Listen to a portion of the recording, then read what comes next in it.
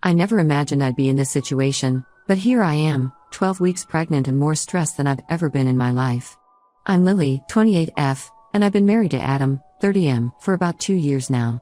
We met 6 years ago at a mutual friend's barbecue. I remember being drawn to his easygoing nature and infectious laugh. We hit it off immediately, bonding over our shared love of obscure indie bands and terrible sci-fi movies. Our relationship progressed quickly after that. Within a year, we were living together, and a year after that, Adam proposed during a weekend trip to the beach. It was perfect, just the two of us, the sound of waves crashing, and a beautiful sunset. We got married in a small ceremony surrounded by our closest friends and family. Everything seemed like a fairy tale. I should probably mention that Adam comes from a very close-knit family. They're the type that has Sunday dinners together every week and celebrates every minor holiday as if it's Christmas. At first, I found it endearing. My own family is much smaller and more spread out, so the warmth and togetherness of Adam's family was a nice change. When we first moved in together, Adam's mom, Carol, 55F, would stop by once a week with homemade meals or to help with laundry. I appreciated the gesture, even if it sometimes felt a bit intrusive. Adam's sister, Megan, 32F, lived just a few blocks away and would often pop in for coffee or to borrow something. It was all manageable then, and I tried to embrace the family-oriented lifestyle. Fast forward to now. We found out I was pregnant about a month ago. We were overjoyed. We'd been trying for a baby for about 6 months, and it finally happened. In our excitement, we decided to host a small dinner party to announce the news to our families. That's when the trouble started.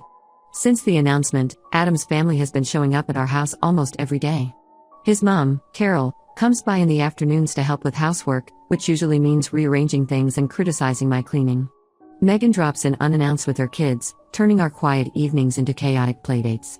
Even Adam's dad, Tom, 57M, who used to be content staying at home, now finds reasons to visit regularly. The problem is, I work full-time as a software developer at a demanding startup. I'm often coding until late in the evening, and I don't get home until around 6 p.m. most days. Adam works similar hours as a marketing manager for a large corporation. The real issue is that he keeps inviting his family over for dinner without checking with me first. And guess who's expected to cook for everyone? That's right, me. I've always enjoyed cooking. It used to be my way of unwinding after a long day. I'd put on some music, pour a glass of wine, before the pregnancy, of course, and lose myself in chopping vegetables and experimenting with new recipes. But now, it's become a huge burden.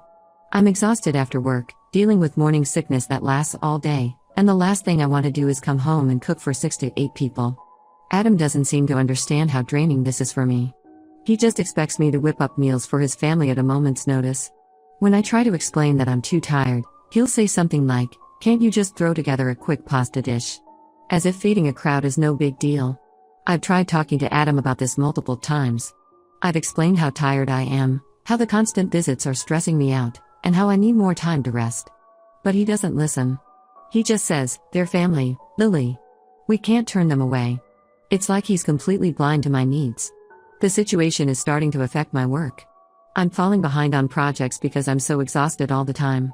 My team leader has noticed and asked if everything was okay. I didn't know what to say. How do you explain that your husband's family is driving you to the brink of a breakdown? Last week, things came to a head. I had a particularly rough day at work. We were launching a new feature, and there were last-minute bugs that needed fixing. I didn't leave the office until 7 p.m., and I was feeling especially nauseous. All I wanted was to crawl into bed with some crackers and ginger ale. Instead, I came home to find Adam's parents, sister, brother-in-law, and their 2 kids all sitting in our living room. The kids were running around, screaming and knocking things over. Carol was in the kitchen, rifling through our cupboards and complaining about our lack of proper cooking utensils. Adam was lounging on the couch, beer in hand, looking completely relaxed. When he saw me, he cheerfully announced, "Look who's here. I told them you wouldn't mind whipping up dinner for everyone." That was the last straw. I lost it. I snapped at him, saying, "Then you can cook for them," and stormed off to our bedroom. Adam followed me, furious. He accused me of being disrespectful to his family and embarrassing him. We had a huge argument where he said I was trying to come between him and his family. I couldn't believe what I was hearing. All I wanted was some peace and time to rest during my pregnancy. The next day, I packed a bag and went to stay with my parents. They live about an hour away, in the same town where I grew up. Being back in my childhood home has been both comforting and strange. My mom, 59F, has been wonderfully supportive, making sure I eat properly and get enough rest. My dad, 61M, is quieter about the whole thing, but I can tell he's worried. It's been a week and Adam has barely reached out. He sent one text asking when I'm coming home, but that's it. No apology, no acknowledgement of my feelings. I'm starting to wonder if he even cares that I'm gone. I'm at a loss. I love Adam, I really do. When it's just the two of us, things are great. He can be thoughtful and caring, and we still make each other laugh. But I can't handle this situation anymore. His family is constantly in our space, and he seems to care more about their feelings than mine. I'm worried about the stress affecting my pregnancy. My doctor has already commented on my elevated blood pressure at my last checkup. But I also don't want to break up my marriage. The thought of being a single mother terrifies me. Am I overreacting? Should I just suck it up and deal with the constant visits? Or am I right to stand my ground? I could really use some advice on how to handle this situation. I feel like I'm at a crossroads, and I don't know which way to turn. Update 1, it's been about 2 weeks since my last post, and a lot has happened. First, I want to thank everyone for their support and advice. Your comments really helped me gain perspective on the situation and gave me the courage to take action. After spending a week at my parents' house, I decided it was time to face the music. The distance had given me some clarity, but I knew I couldn't hide forever.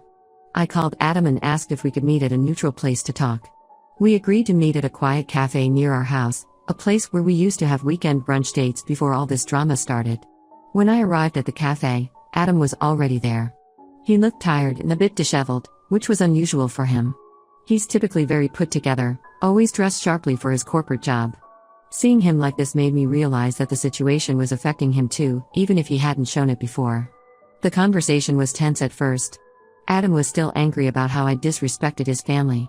He brought up the night I snapped, saying his mom had been hurt by my behavior. I took a deep breath, reminding myself to stay calm. I explained how overwhelmed and unsupported I felt. I told him about the physical and emotional toll of working full-time while pregnant, then coming home to cook for a crowd several times a week. I reminded him of our life before we got married. How we used to have quiet evenings together, trying out new recipes or binge-watching our favorite shows. I told him I missed that connection with him, that it felt like his family had taken over our lives. To my surprise, Adam actually listened this time. He admitted he hadn't really considered how difficult it must be for me. He apologized for not being more considerate and for accusing me of trying to come between him and his family. He said he'd been so excited about becoming a father that he wanted to share every moment with his family, but he realized now that he'd gone overboard. We spent hours at that cafe, talking through our issues.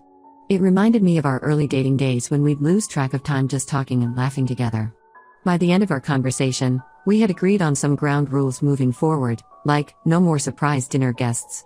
If Adam wants to invite his family over, he needs to discuss it with me first. If we do have dinner guests, Adam will be responsible for cooking or ordering takeout. We'll limit family visits to once a week, giving us more time to ourselves. Adam promised to be more attentive to my needs during the pregnancy. I felt cautiously optimistic as I moved back home. For about a week, Adam stuck to our agreement. He even cooked dinner one night when his sister Megan came over, and he made sure she left at a reasonable hour so I could get some rest. It felt like we were finally on the same page. But then, one evening, everything fell apart again. I had a particularly stressful day at work. We were behind schedule on a major project, and my boss had been breathing down my neck all day. I was looking forward to a quiet night in, maybe a warm bath and some Netflix. As I pulled into our driveway, I noticed an unfamiliar car parked in front of our house. My heart sank. When I walked in, I found Adam's mom, Carol, sitting in our living room. She had a stack of baby magazines on her lap and was talking animatedly about nursery designs. I looked at Adam, silently pleading with him to remember our agreement. He looked guilty but said nothing. Carol announced she was staying for dinner and started critiquing our house, saying it wasn't baby ready. She went on about how she had raised 3 children and knew exactly what we needed to do. I reminded Adam of our agreement, but he just shrugged and said, "It's just my mom, Lily. Don't make a big deal out of it." I felt betrayed and angry. All the progress we'd made seemed to evaporate in an instant. I excused myself and went to lie down, leaving Adam to deal with his mother. I could hear Carol's voice drifting up from the kitchen, talking about how sensitive pregnant women can be and how Adam needed to be patient with me. It took every ounce of self-control not to march downstairs and give her a piece of my mind. Later that night, after Carol had gone home, we had another argument. Adam accused me of being too sensitive and said I needed to be more accommodating to his family. I countered that he needed to respect our agreements and stand up for me. I reminded him of everything we talked about at the cafe, but it was like he'd forgotten it all. The argument ended with Adam sleeping on the couch and me feeling more alone than ever. I lay awake most of the night, rubbing my slightly swollen belly and wondering how things had gone so wrong. The next day, I called in sick to work. I couldn't face my team in this state. I spent the day researching pregnancy support groups and therapists in our area. I knew I needed help to navigate this situation, whether Adam was on board or not. I'm starting to wonder if this marriage can survive. The stress is affecting my health, and I'm worried about the baby. My morning sickness, which had started to subside, has come back full force. I've lost weight instead of gaining it, and my doctor is concerned. I've decided to schedule an appointment with a marriage counselor. If Adam won't go with me, I'll go alone. I need to figure out what's best for me and my baby, even if that means making some tough decisions. I love Adam, and I want our marriage to work. But I'm beginning to realize that love might not be enough. I need a partner who respects me, supports me, and puts our little family first. Right now, I'm not sure if Adam is that partner. Thank you all for listening. I'll update again when I have more news. Update 2. It's been a month since my last update, and I wish I had better news to share. The situation with Adam and his family has only gotten worse, despite my best efforts to salvage our relationship. After the incident with Carol's surprise visit, I went ahead and booked an appointment with a marriage counselor. I told Adam about it and asked him to come with me.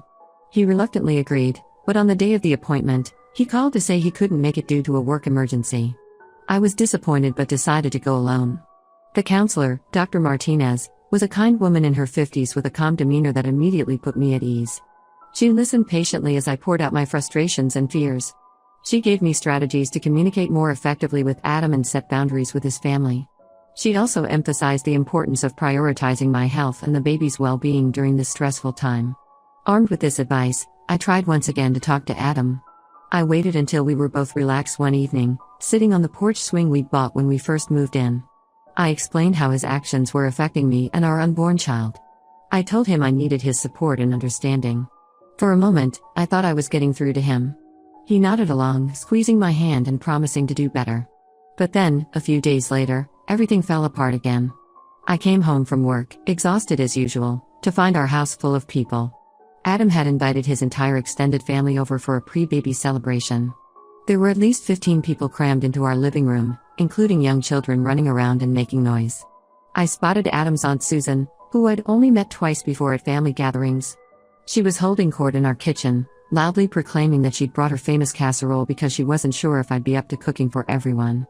Adam's cousins had taken over our TV, arguing over what game to play on our console. Carol was leading a group of relatives on a tour of the house, pointing out all the things that needed to be fixed before the baby arrived. I was overwhelmed and felt a panic attack coming on.